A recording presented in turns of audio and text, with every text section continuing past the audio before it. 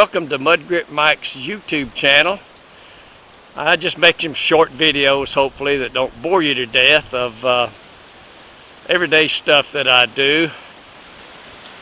And if you like them, hit the like button or even the subscribe. And thanks for watching. And as always, let's go, Brandon.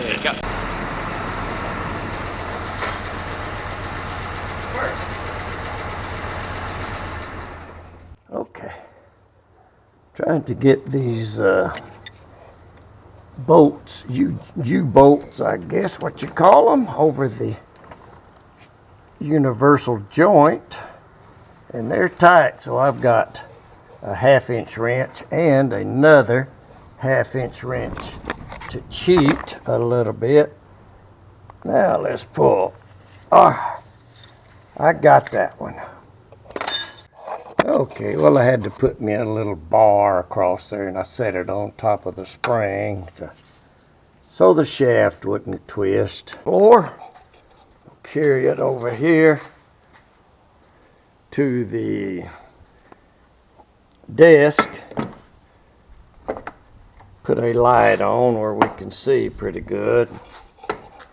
I'll put it in the vise here and take that little clip there.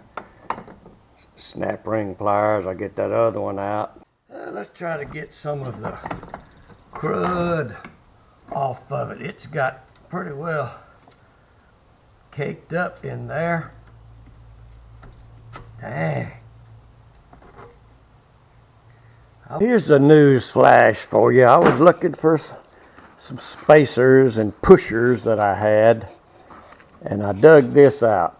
It's a 369 precision U-joint that I got in probably 75, because I had a 73 Dodge Power Wagon.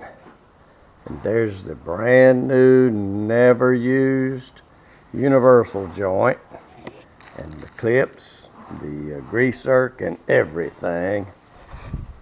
And here is the 49. That is the same size. The width across here is the same. This is the same U-joint as that one is, and I'm pretty sure this was about $8. That one was 15 or so. Times have changed, but anyway, let me go back cleaning it and getting it out of there. Okay, I tapped it out of the yoke, and that one's rough. This one has all kinds of grooves on it, and these two, which are strapped together, that one won't move at all hardly. Let's take it off, see if, can't really, yeah, you can probably see some of the grooves, and on the other side I dropped it, but I'm throwing it away. There plenty of little grooves where it's wore out. Alright, we're going to replace it. Okay, finally got this one out of the front, or out of the rear yoke, and it's equally as bad. That one fell off. It's got ridges all in it. This one over here, let's see, it's not as bad, but I think you can see the ridges. Oh yeah, I can see them. So that U-joint is shot, but I still wonder, somebody knows, maybe tell me, because these have a little welded strap across there so the yokes don't come apart as you're installing it.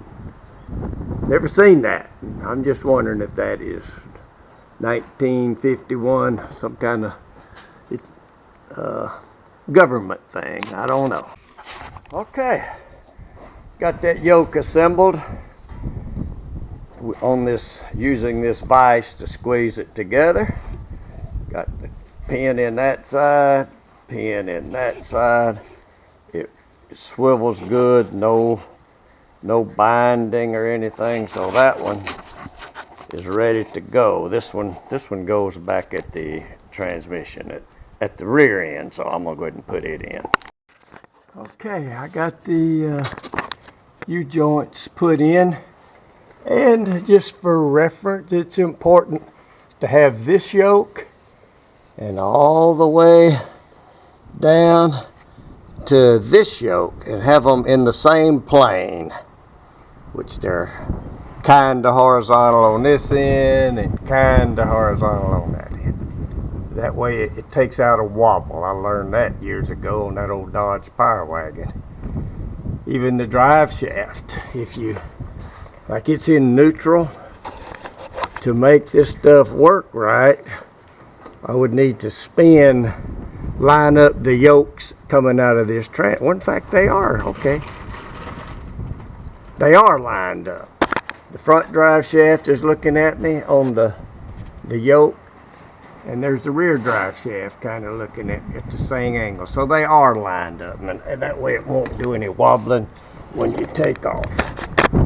All I got to do now is put these two U-bolts on there, the lock washer and the nuts, tighten it up, and then I'll keep after it. Looking good.